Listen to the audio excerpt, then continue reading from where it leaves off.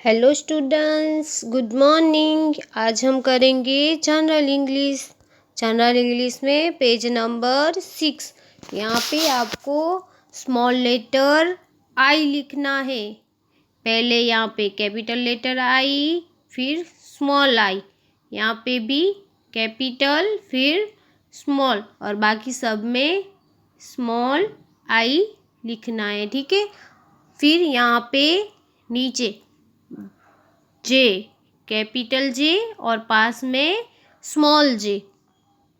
फिर नीचे भी कैपिटल और स्मॉल, और फिर यहाँ पे स्मॉल जे लिख दे जाना है, ठीक है।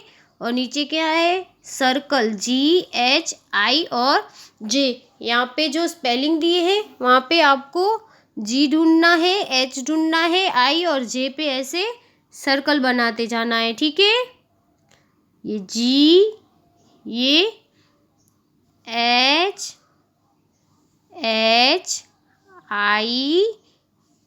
जे और आई।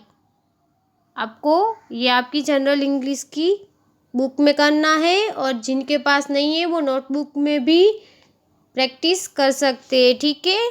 बाय।